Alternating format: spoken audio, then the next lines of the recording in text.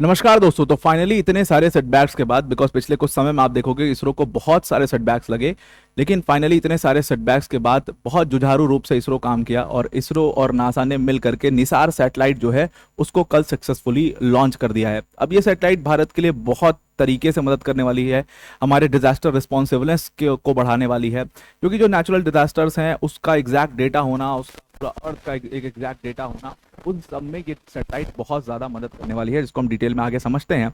और अगर आप देखोगे तो एक्चुअल में ये इसरो और नासा का ऐसा पहला प्रोजेक्ट था जो दोनों ने साथ में किया और सक्सेसफुल ये प्रोजेक्ट हुआ है। तो ये अपने आप में ही एक बहुत लैंडमार्क अचीवमेंट है भारत जैसे देश के लिए, और इसरो के लिए भी एक बहुत बड़ा लैंडमार्क अचीवमेंट है जो आज हमें मिला है। अब वीडियो में आगे जाने से पहले एक छोटी सी अनाउंसमेंट है अनअकैडमी टीम की तरफ से कि अगर आप यूपीएससी सीएससी 2026 और 27 की प्रिपरेशन कर रहे हैं तो अनअकैडमी ने आपके लिए एक फाउंडेशन बैच लॉन्च किया है, और वो फाउंडेशन बैच का प्राइस जो है वो सिर्फ और सिर्फ 19,999 है। प्लस इसमें आपको 12 मंथ्स का फ्री एक्सटेंशन भी मिल जाएगा। जीएस सीसैट टेस्ट सीरीज सब कुछ यहाँ पर कवर किया जाएगा। मेंस की जो टेस्ट सीरीज होगी उसका इवैल्यूएशन होगा, डेडिकेटेड डाउट सॉल्विंग सेशंस होंगे, और यहाँ पर 1-to-1 मेंटोरशिप सेशन भी लगाए जाएंगे।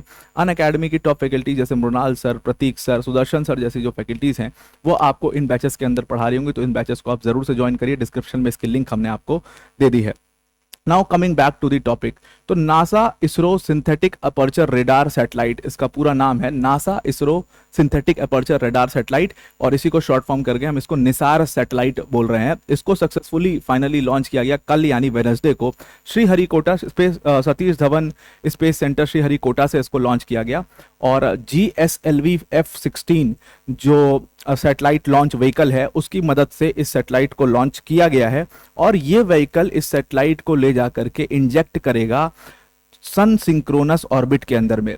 अब ये बहुत खासियत है कि जब आप इस सैटेलाइट को देखिए, क्या होता है कि जब आप सन सिंक्रोनस ऑर्बिट में किसी सैटेलाइट्स को इंजेक्ट करते हो या प्लेस करते हो तो फायदा, जितनी भी वेदर सैटेलाइट्स आपने देखी होंगी ज़्यादातर वो सन सिंक्रोनस ऑर्बिट में रखाई जाती हैं, जिससे फायदा ये होता है कि एक अर्थ का कंप्लीट डेटा देते हैं। ये ज़्यादा दूर नहीं बल्कि अर्थ से लगभग समझ लीजिए 242 किलोमीटर की दूरी होती है, जिससे ये अर्थ को पूरी तरीके से कवर भी कर पाते हैं, और इवन स्मॉल चेंजेस भी जो अर्थ के ऊपर होते हैं उनको भी ये कवर करते हैं। जैसे अगर एक डायग्राम से थोड़ा सा समझने की इस चीज़ को प्रयास करें तो जैसे आपको ये पर्पल पूरा अर्थ के अराउंड, ये पर्पल जो पूरा शेड दिखाई दे रहा है यहाँ पर, अगर इफ आप देख पा रहे होगे तो ये पूरा पर्पल शेड जो है यही सन सिंक्रोनस ऑर्बिट है। अब ये सन सिंक्रोनस ऑर्बिट से क्या होगा कि ये पूरी तरीके से अर्थ को कवर करते हैं।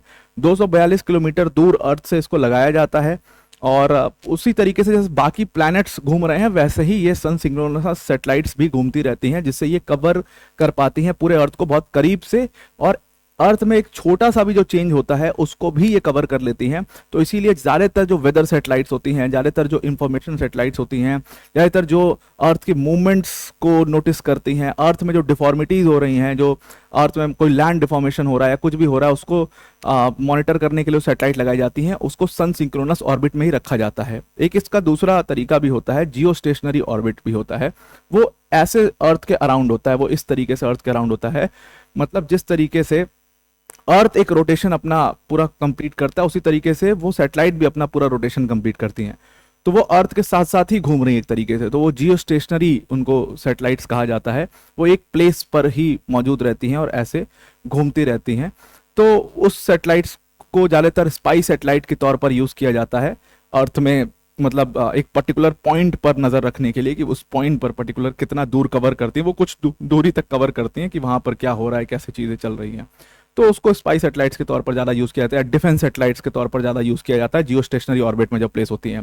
तो ये वाली सैटेलाइट जो हमारी है निसार सैटेलाइट, इसको हमने सन सिंक्रोनस ऑर्बिट में प्लेस किया हुआ। अब अगर आपको हमारी वीडियो बहुत अच्छी लगती है तो आप उसको लाइक, शेयर और सब्सक्राइब जरूर करिए, और ये जो QR कोड है इसको स्कैन करके आप वर्ल्ड अफेयर्स बाय अनअकैडमी के टेलीग्राम चैनल पर पहुंच सकते हो।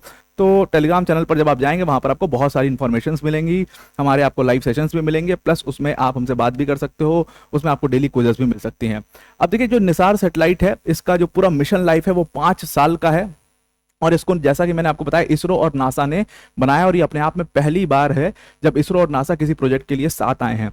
नासा की जो डेप्यूटी एसोसिएट एडमिनिस्ट्रेटर हैं इस पूरे प्रोजेक्ट के लिए, उन्होंने कहा कि इससे हमारी डिसीजन मेकिंग बहुत ही बेहतर हो जाएगी। जो नेचुरल डिजास्टर है जैसे अर्थक्वेक है, जैसे फ्लड्स है, जैसे लैंडस्लाइड्स हैं, उसके ऊपर हमारा जो कंट्रोल है वो ज़्यादा बढ़ जाएगा, हम ज़्यादा जल्दी रिस्पॉन्ड कर पाएंगे, हमारे पास एक ज़्यादा एक्यूरेट इन्फॉर्मेशन होगी, प्लस इससे आप अपनी क्रॉप आउटपुट को भी इंक्रीज कर सकते हैं, आउटपुट भी बहुत ज़्यादा इस पूरी सेटेलाइट का की डेटा की मदद से बढ़ा सकते हैं। अब ये डेटा जो है, ये निसार सेटेलाइट जो है पूरा अर्थ का डेटा जो है हर 12 दिन के इंटरवल पर प्रोवाइड करेगा। तो वो पूरा अर्थ का डे एंड नाइट डेटा 12 जो डे का इंटरवल है उस पर पूरा पूरा अर्थ का डेटा ये प्रोवाइड करेगा, उसके बाद उस डेटा को एनालाइज किया जाएगा। अब देखिए इसमें ये सारी चीजें कवर करेगा, जैसे ग्राउंड डिफॉर्मेशन कहीं पर हुआ है उसको भी कवर करेगा, आइस शीट मूवमेंट कहीं हुआ है उसको भी कवर करेगा, वेजिटेशन डायनेमिक्स कवर करेगा। इतना ही नहीं, और भी प्रिसाइसली ये शिप डिटेक्शन भी करेगा, शोर लाइन मॉनिटरिंग भी करेगा, इवन सॉइल मॉइस्चर तक भी ये जो है सॉइल मॉइस्चर मैपिंग वगैरह तो करेगा, लेकिन सॉइल मॉइस्चर को भी ये नाप लेगा। तो इतना ज़्यादा स्पेसिफिक इस सेटेलाइट को बनाया गया, और इसीलिए कहा जा रहा है कि ये इसरो और नासा का एक बहुत लैंडमार्क प्रोजेक्ट है, और इसमें भारत के लिए बहुत कुछ है। इस प्रोजेक्ट में भारत को इससे बहुत कुछ अचीव हो सकता है। अब इस पूरे प्रोजेक्ट का देखें तो कई सारे फेजेस थे। तो लॉन्च फेज था, डिप्लॉयमेंट फेज था, कमिश्निंग और साइंस फेज। लॉन्च फेज जो है वो कल कंप्लीट हो गया, जब GSLV F-16 रॉकेट से इस सेटेलाइट को इंजेक्ट कर दिया गया सन सिंक्रोनस ऑर्बिट में। अब आता है डिप्लॉयमेंट फेज। ये डिप्लॉयमेंट फेज एक्चुअल में कैसे शुरू होगा कि 12 मीटर जो रिफ्लेक्टर एंटीना है इस सेटेलाइट के अंदर, इस 12 मीटर रिफ्लेक्टर एंटीना को 9 मीटर दूर, मतलब सेटेलाइट से 9 मीटर दूर उस ऑर्बिट में प्लेस किया जाएगा, और वहां से फिर डिप्लॉयमेंट प्रोसेस जो है वो शुरू होगा, और 10 दिन बाद ये डिप्लॉयमेंट प्रोसेस शुरू किया जाएगा, और उसके बाद कमिश्निंग फेज आएगा।